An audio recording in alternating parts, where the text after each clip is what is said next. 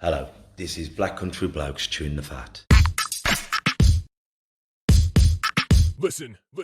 I've been hearing a lot lately about men don't talk, but in my experience, men do talk, just people aren't listening.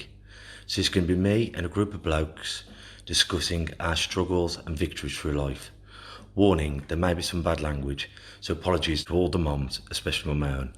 Let's get going. I've been yeah, it's the Black Country Blokes chewing the fat with me, Kev Dillon and Craig Pinches. Sorry about the bit of late start, technical difficulties. But with everything going on at the moment, we've all just come out of our second lockdown, and now we've all gone into tier 1, 2, and 3. Most of us are in 2 and 3. I know the Black Country are in tier 3. So we thought we'd do something a bit more light-hearted today because, quite frankly, we need a laugh, or as we say in the Black Country, a bloody good laugh. And we were saying, if the Love Island ever come to the Black Country, well, we haven't got an island, so we'd have to do it on the canal barges. So it'd be bonking on the barge, separating the wenches from the whammels and the blokes from the nanas. And if you know what that means, please write in. Because often, I mean, I wish Aaron Drew was with us tonight, because we're often, he said the reason why I didn't start on your voice because he was a bit embarrassed about dialect. Quite frankly, I love it. How about you, bro? I'm exactly the same. Yeah, again, apologies for the late start. We had loads of problems. Yeah, like the Black Country. I mean, I think there was somebody on the news the other day or something from the Black Country, our immediate area, and people were like cringing. And I think it was a Facebook post saying, "Oh, we sound like this and we sound like that." And there was a time when I was younger. My missus always says that you must common as pig shit. That's actually what they say to me. And I said, I'm actually quite toned down, or I do tone it down depending on who I speak to. Now, when I used to hear Black Country folk on TV and on the radio, I did used to think, "Ooh, what an accent." But I've learned to, as I've got older, and I've realised the industrious nature of our area, and how much pride we should actually have in this little area, this little working class area. You know what? I'm no longer ashamed of it. And I am who I am. It's like my uncle moved to Bury, is it Manchester? And he talks like a Manc now. But I can't see me ever losing my accent because it's who we am, and I think we should all be proud of it. But as you were saying women, about when we're on the news, they always do seem to find the village idiot there, don't they? they do actually. I'm surprised nobody's come across me yet. Um, it's early days yet. Maybe you can point someone in my direction, but they do. But maybe that's like the majority of folk around here. A lot of people, and you're probably going to argue that who they find on the news out of this, but a lot of people, they get up, they go to work, they come back, they have a few cans. They live very minimal, and I think a lot of that comes across when they're being interviewed. You've got these sharp suited journalists probably asking them questions on the fly while they might doing the shopping. They might have only popped out for milk, not even brushed their teeth, probably still in the pajamas a lot of the time, you know, and they've got this sharp suit, like asking them questions with a camera in front of them. And I think it does catch us Black Country folk off guard. We're not the most socially etiquette. We don't follow any English speech pattern, do we? So, Well, our dialect, and it is a dialect because we have different words. It's not just an accent, the dialect. But our dialect is one of the oldest in the country. It links right back to the Saxons. So, and if you ever have the time, if you're from the Black Country, please go to the museum. Or if you're not from the Black Country, come down because when you talk to these volunteers, and they're so passionate about the past and how we talk, and get yourself a Black Country dictionary. And if people would like to write in today, because I've said to Craig off there, some of the old sayings like I'm taking the babby up the wooden hills to put it to bed. So what is a babby and what is the wooden hills? So write in if you know that one. yeah, I think if people can write in just like every saying that they come across, because there's always been like an older person in the family that still speaks like that. It's like, I don't know, if you used to eat a lot as a kid, your granddads or your nans would say, you could eat a bonkos, or you could eat like a bonkos. And you think, you can eat like a bonkos. Now, to us, we understand that, and you think that just means he eats a lot.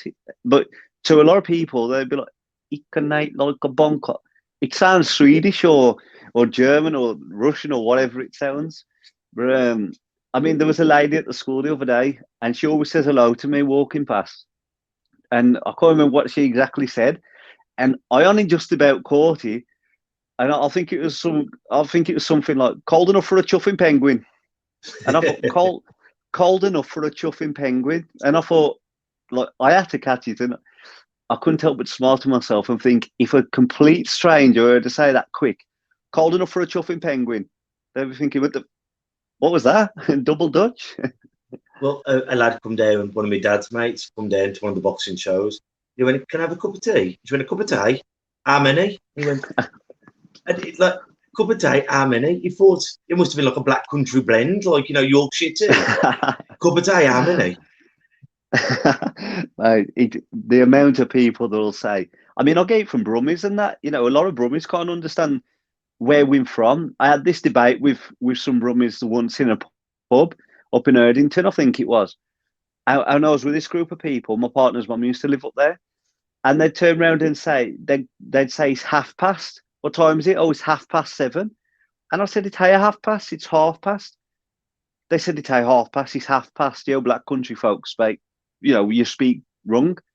And I said, we speak proper. I said, would you go up to the bar and say, can I have half a pint? And they was all like, no, wouldn't you'd say half a pint? Well, it's the same freaking word. Yes, we do speak lazy. When you're saying you go to the bar, and when you go up to the bar and say, "Can I have a cob?" And when I was out the black country and they said, "What's a cob?" And I went, "I don't know another word for cob." and that's the thing. They'll call it a bap. It's like pikelets. I hear people say, "Want a crumpy?" I say, "I don't like pikelets." I say, "What do you mean pikelets?" I grew up on them being called pikelets. I don't know if that's an old thing or a black country thing, or whether they used to be called that. I don't know, but I grew up with them called pikelets. So if someone said, "Do you want a crumpet?" I expect a scone, and then they say, "No, that's a scone." And I'm like, you know what I mean? Like, what's the difference? And isn't it funny when you've been used to these words? Like, I went out, I was with Kate talking to a woman. I went, "Oh, you're a lovely wench," and I thought she was going to glass me. I went, "What? You am a wench? My mum's a wench." Yeah, but when you're outside of the area, it's an offensive term. But I always just call them wenches. I did read that somewhere, that wench is quite an offensive term. It's like the word mush. Now, I am a big user of the word. I don't use mush, All right, mush. I don't know if that's black country, but I know it aggravates me. And there are certain parts of like the black country dialect that does aggravate me. But like, I always not pick on her, but I always say to my missus, I'll say it weren't and it wasn't. And I'll say, what? Speak proper. I say, what you mean? I say, I ain't going to keep talking to you if you're going to be like, it weren't. I said, it wore, like water. It's a water, it's water. He asked me for a pint of water, and I'll say, what's that? But my nanny Joan, when you used to say, "Aye," she went, "Aye, that's what horses eat." That's what Rossies ate. Mate, to be fair, it's I enjoy the black country. Like, I am proud of where I'm from, but it's only been recently, if I'm honest, because if you look back, we were like at the pinnacle stage of like the industrial revolution. We kind of spearheaded the industrial revolution, and when especially in this area, when you like Crystal Palace and things like that, it was built in the black country. The steel, the glass, and things like that was black country built, I believe.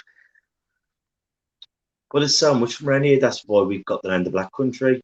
Black by day because of all the smog from all the furnaces, the coal mines, and red by night from all the foundries. And I think I can't recall who wrote it. It's in a famous novel. But once again, if anyone knows, please write that in where that quote originally come from. It might even be Charles Dickens.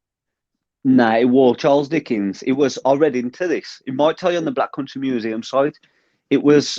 I believe it was a poet that was traveling the world, and he came to this place, and I think he writ "Black by Day, Red by Night." I think that's what he writ. I can't remember the name of the poet. I even got my phone because I'm recording this on it at the moment. But if someone can type in the comments who actually wrote that poem or where it originated from, it'd be interesting to see. But mate, we well known. You know, I've worked in Ireland, and there was a Yorkshireman there, and there was Scouse there. And as soon as I open my mouth, they say, "Oh, he's a yam yam." You know that it's like this little tiny area that's populated by God knows how many people. It's not a great amount, is it? You know, it's only a small area. You know, But we're quite widely known. they're real people, weren't they? Our grandfathers, grandmothers, they're working class folks. You know, they'd wake up and have a bit of lard on the breakfast, and he'd be out at the mine all day. Like my granddad Beckley was in the mines. And what people don't realise, back in the day, he was paid in tokens that he could only spend at his gaffer's shop. That's a slave, isn't he? That's a modern day slave. Well, not modern day slave. He was just a slave with a different name. He was a miner, but he could only spend his wages at that shop. It's crazy. And to be fair, I do look back at like when I've done a bit of research on the Black Country, because we run a music day at my son's school, and it was supposed to be Black Country themed to start with. And I did a bit of research on certain things, and I think, you know what, like how tough people had it back then. You know, wherever you're from in the world, but how tough the Black Country folk had it back then. And it goes to show, like my dad working 3 jobs, that work ethic. He was born in the 60s, early 60s, and that carried on through. And we was raised under that principle, you know. But how they had it, like in the 1800s and early 1900s, I'm, I'm so glad that I've got the life I have, even though I find it tough sometimes, and I think that I'm up against it, and the universe has got it in for me. You know, we've got warm running water. We ain't got to go out to the back garden for the toilet, you know, in a cold outhouse. But that's why I want to keep some of these sayings going, because you know a lot of the youth don't realise the old sayings. What was that one? It's getting dark over Bill's mothers. I think there's a couple variations of that, right? That I've heard. It's black over the back of Bill's mothers, you But know, and things like that. these little sayings that are lost. Or when your nan used to say, "Oh, you got dirty Donnies and Fizzog." That's it. That's it. Oh, wash your fizzog, you Your know, Donnies and with that your hands and your Fizzog was your face. it'd be interesting to hear if like these sayings are actually originated or are actually Black Country dialect, or whether they've been, you know, learned or brought from different cultures or different areas. I think that would be quite interesting because we take it a lot of like it's our own, but I wonder if any have originated from outside of the Black Country at all. Well, everything isn't your own, is it? Because that's the thing, isn't it? If people move into your village or they conquer your village, you pick up some of their traits, and that's why the Black Country is one of the oldest dialects. Because we've picked up bits from everyone who invaded us, the Vikings, the Saxons, and bits of their dialects, bit of their languages have stuck with us. And I think it's diluting though. Like the Black Country accent and the dialect is diluting, and I think that's just the movement of the times. You know, we're more of a multicultural like area, so obviously different accents are coming in, different languages are coming in. So you adopt better English to be able to speak, you know, to like multicultural folk and backgrounds. I think you adopt better English to liaise with them a little bit better. So, and then you just start speaking that way, you know. And a lot of it is because people are just embarrassed of the backcountry dialect. You know, my uncle said to me before when I went up to him in Manchester, and he used to go in a club or run a club or something up there, like like an older, you know, like a war veteran club. You know the kind of one about, not a Mm. gentleman's club, not that kind of club.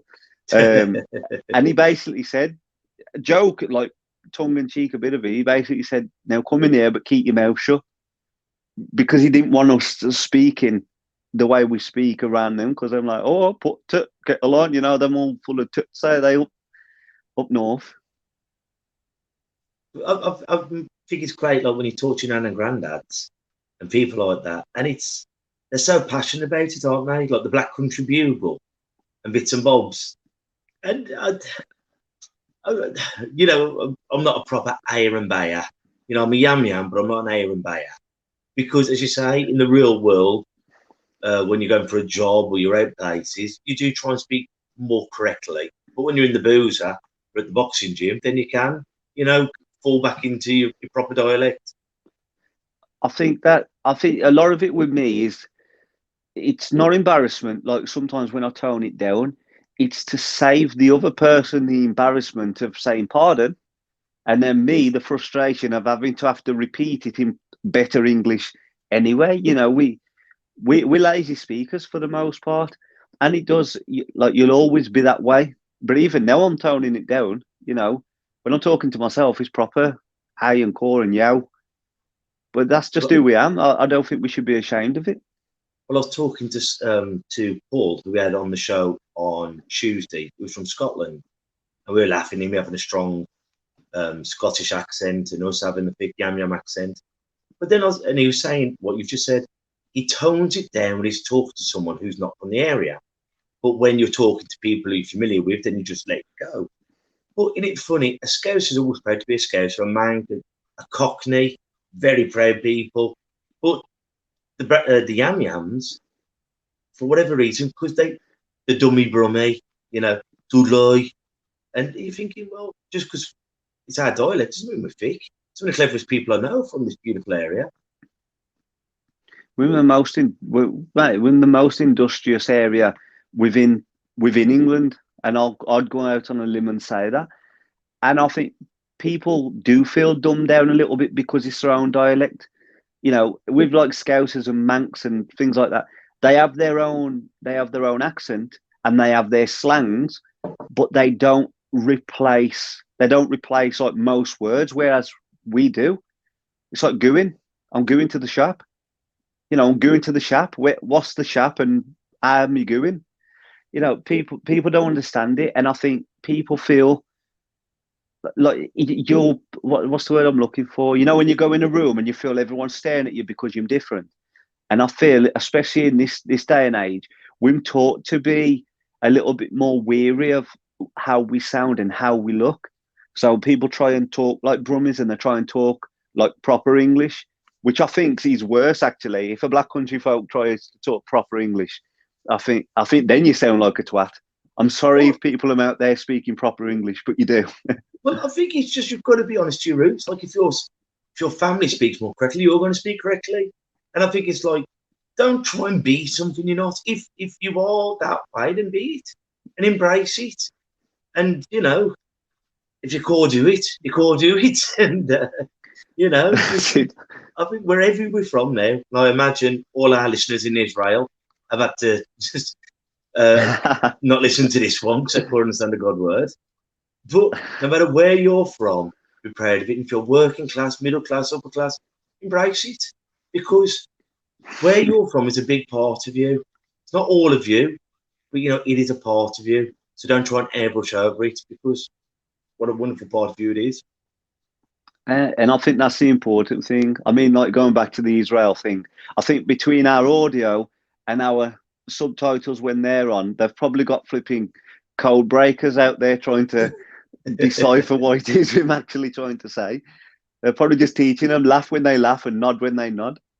But it is who we are, and it is where we're from. And there was a time when I thought, you know what, I can't wait to get out of this place. I'll never ever look back. But I honestly don't think that would be me, because it is who I am. It's the roots. And if it wasn't for the area I was brought up in, or like my parents who were brought up in this area, I wouldn't be who I am today. Am I just an average Joe? Of course, I'm just an average Joe, like a good many. But it's the morals and the principles and the values. And I think the Black country folk are some of the most politest, helpful, caring people that you'll come across. I mean, you break down in a car, and before you know it, you got 15 delinquent chavs, as people would call them, there to push you up the road. And I've said it before, people disregard us as being council estate areas and, your working class areas, or it's whatever, but we're some of the best people in the world, and I believe that. You'll never find more generous people in a council estate, because they know how it feels to be broke. You go and ask someone for a sandwich in a Million Pair Road, or say to clear off. But if you're hungry in a council estate, someone often offers you a slice of bread.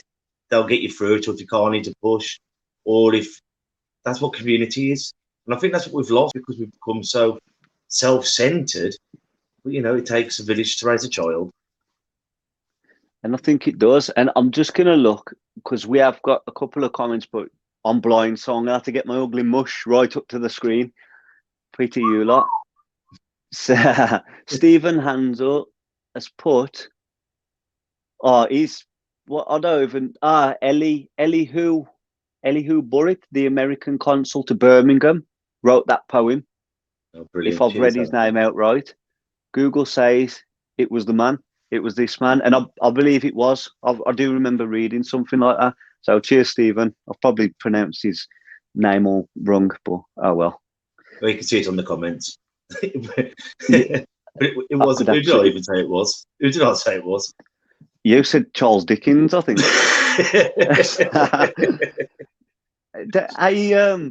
Are you a local guy? He's a local boy, isn't he? Is he Stratford or somewhere? That was Shakespeare. Nah, Shakespeare was, but would Charles Dickens as well local? Or am I thinking of Darwin? I'm not sure.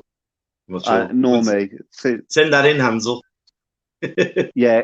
Where's Charles Dickens from and where's Darwin from? Well, we have had many famous people from around here. Robert Plant and Stevie Bull. I think UB40. But, we've created some great celebrities from the area. Mate, that's what's his name? That flipping snooker player's only from Wordsley. Is it Ronnie O'Sullivan? Lenny Henry, of course. Lenny Henry, Ronnie O'Sullivan. Yeah, we're sort of pushing it out. What's her name? That girl, that Georgia Smith girl, that singer. Mate, there's a few, only a few, but it don't matter. It's a few more than some areas. But mate, like we're not that's not us. Like as a whole, the Black Country and the industrious folk, and that's not to pigeonhole anyone and to say you can't be this and you can't be that. But we know more for. Didn't the first successful steam engine come from the Black Country? Was that not a Black Country thing also? I don't know. I feel like we should have had more facts before we did this. Yeah, and me. I did look at the site on this, but it was last year. Now, we have got the facts, Kev, but what we're trying to do is act stupid. So as people commenting, that's what we're trying to do. A clever man can always act a fool, but a fool can't act clever. And what's the other one? It's better keep your mouth shut and have them think you're stupid rather than speak and prove it. So we should probably just sit here in silence, mate. By the way, while I've got everyone here, in the real world, when we do start up selling stuff, we've got Black Country mugs with all our faces on. And obviously our t-shirts. I ain't got a face. Yeah, my daughter calls you the mum in her face. Do you know what? That probably appeases the public, to be honest, and the missus. Well, we're going to be selling t-shirts, mugs, and then the profits we're going to put towards something. I don't know, find something within the Black Country, especially within men's mental health. We're going to try and get our heads together. There's something that is getting my head in. Everyone's talking about mental health, but not enough people are doing nothing about it. Posting little comments here and there are lovely, but we've got to start helping, getting men to talk, getting women to talk, especially us blokes. And as I say, I want to be setting up mental health first aid courses from next year when we haven't got a social distance as much anyway. There was, sticking to like the mental health thing at the minute, shying away from the Black Country thing. I just about caught something on the radio, I think, the other day, and it was about mental health. And I think they've discussed it in Parliament and this, that, and the other. And what made me laugh about it is they mentioned mental health issues or issues surrounding mental health costs, I don't know, the economy something like 45 billion a year or somewhere along that lines. If I've caught it right, so don't quote me. And it made me chuckle to myself. I thought, you know what? Employers and governments and that, they don't give a rat's arse about any of this. But now they've put an annual number on it. Maybe this is when a change is going to start to come, because we all know that there's no bigger motivator for change than profit for these kind of people and these organisations. Like I said at the start of lockdown, I hope people who either have mental health or have found out they've got mental health through this lockdown, the only thing I'm worried about is once we get back on the rat wheel of life, how easy it'll be to forget about the hard times. It's like when you're on holiday, no matter where you're going, you're sitting there going, when I get back off this holiday, I ain't going to sweat the small stuff. I'm going to be chilled. I'm going to spend more time with my family. Give it a week at work and you're back to it. And I just hope we don't forget about these hard times where people have struggled. And I hope it's not all been in vain, but time will tell. Time will tell. I think sometimes as well, I'll come to Stephen Ansell's just put a nice little fact. I'll read that first, actually. He said, little known fact, Guy Fawkes was found hiding in the Black Country after he tried to blow the Houses of Parliament. It was next to Himley Hall. Next to Himley Hall. So, tell my daughter that. So you've told her that? Yeah, I always tell her whenever bonfire night. That's one of my facts about it. Don't you think it's unreal? I never once. I remember doing like Penny for the Guy, and we used to have like the Guy Fawkes and mate the Guy Fawkes and learn about it at school. But I never ever remember hearing that fact in the schools. And I feel like the schools don't learn the children about the Black Country as much as they should. I think it should be built into, I don't know, whether it should be built into the curriculum round here or whether it should just be something they say, right, we're going to do an assembly based on the Black Country. Have your chimney sweeps and have your steel workers and your railway workers and stuff like that. I think that would be nice. That shouldn't just be a primary school level, though. I think you should, no matter what area you're from, you should have a term or whatever, or a portion on local history, local celebrities. What was your area famous for? Because, when you go to different parts of the country and you see they've got different bricks, it'll be like sandstone, it'll be clay, it'll be this. And that's how all the houses were built out of it. We should be learning about that. Stourbridge was famous for the glass works, making all the glasses. And then you had Neverton that built the anchor for the Titanic. And you got so many different relics all around here. But as you say, none of us know about them. But that should be our thing going, bloody hell, do you know that building down there? That's where they found Guy Fawkes. Or do you know that one? That's where Queen Elizabeth come to visit once upon a time. Or Dudley Castle. Do you know the kings that used to visit here? Yet we don't. It's a small little plaque at the zoo. Yeah, and I think that's a shame. We know about the history of the world in certain countries, and whether it's cultural or whether it's geographical, we know about it. But you ask someone to plan a route down a canal, from here to Kinva or wherever, and they've got no clue. But they can tell you, how many earthquakes, I don't know, Gibraltar have had, or you know what I mean? Like they can teach all this, but they can't look past the nose. They have to get on a bus.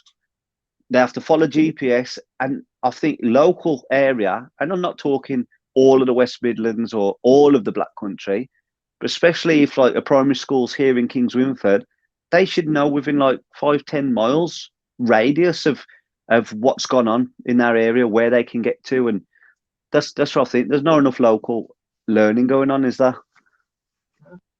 I think that's the same all around the country. And we should start, because history starts at home. We've got to learn history, otherwise we're destined to repeat it. And I think that's the thing. And going back to like the mental health thing, I think people are starting to click on now. But in the Black Country, I mean, you come across a certain number of people that, that they'll give you their side of things, like I'm having a down day and I'm this and I'm that. But then like me personally, I've heard people then say to someone, oh, he's acting on that and he's acting on this. And these same people are like crying about their problems, but then sort of disregarding somebody else's as being false or as being, exaggerated. And I think if we could get in the Black Country people together, local figures together, even people that, are in like in Parliament and things like that, if we could actually get them on board and to go into the schools and to give talks, when all the restrictions have lifted and all the coronavirus has gone, I think it'd do good to frontier that. I think that's the great thing, like what we're trying to do and getting these different people on, from boxers to health workers to everything, showing that men should be talking, because how many tough blokes, they feeling more like Bert, more like Shag, more like, and we're not always all right. So let's start talking about it. I know it's the first conversation will be the hardest one.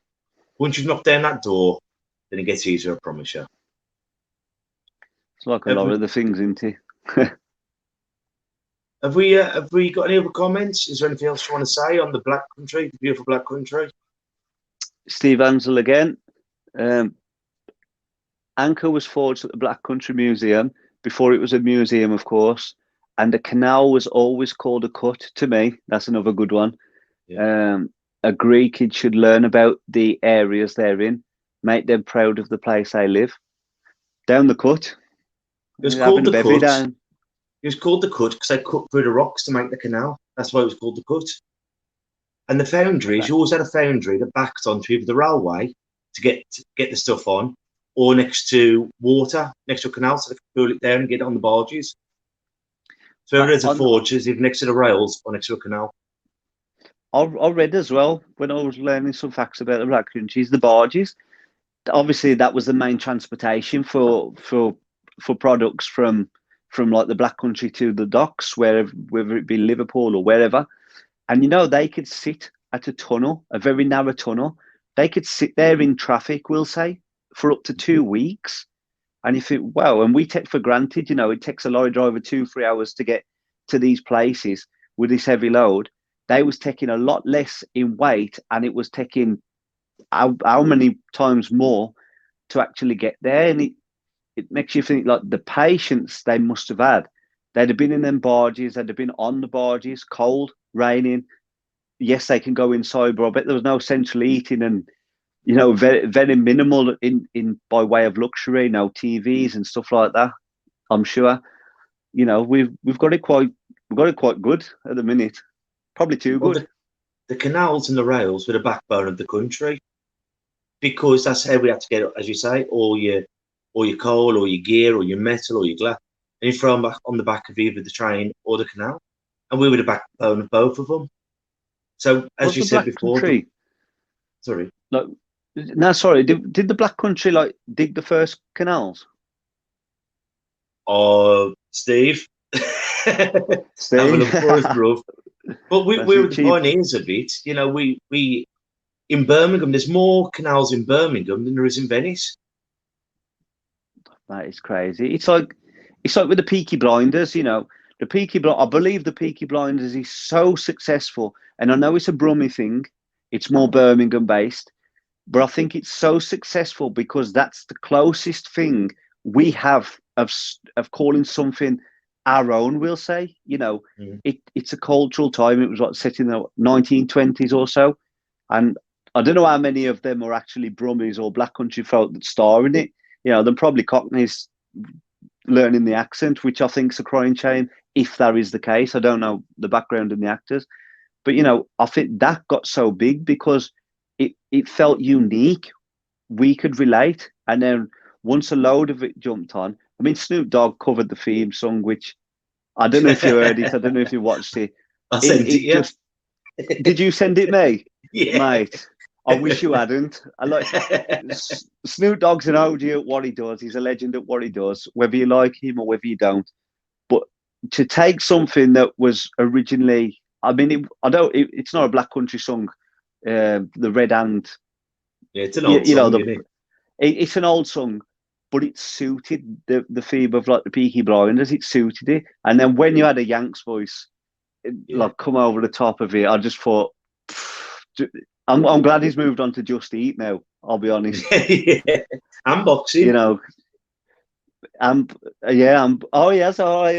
heard him talking shit about the Mike Tyson one. When Tyson was fighting the other night, and that just shows how much of a Mickey Mouse that was, wasn't it? Having YouTubers on before, 250-year-old men fighting, and having Snoop Dogg on the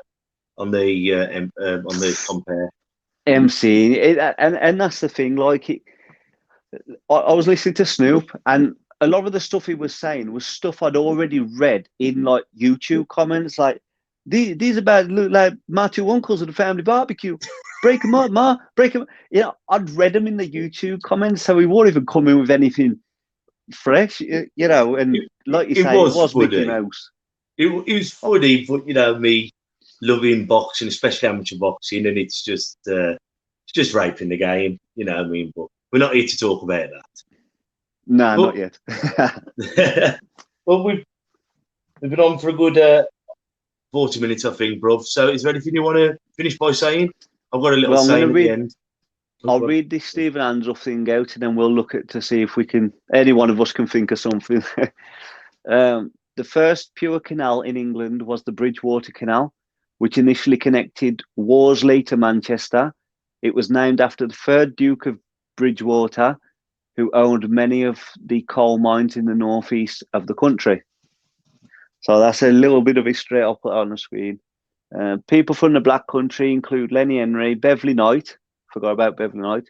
Noddy Older. How could we forget this time of year? Julie Walters and Robert Plant, obviously Led Zeppelin, who also, I think he created or he's got something to do with Stourbridge Base Studios. I think he's a patron there, or he does something with that. He's very active with that. Kidderminster based. Yeah, he's Mass Records. I think they're Kidderminster based, which I believe they operate as a charity also. Just a bit of local background on some of the companies as well. In regards to sayings, mate, I'll leave this one up to you. You're more Black Country than me. You've lived here longer. Well, before I go and get my coat, put the wood in the hole and go up the wooden hills. I'm going to leave you with this card. I would if I could, but of course I don't. But look here, my man, it could always be worse.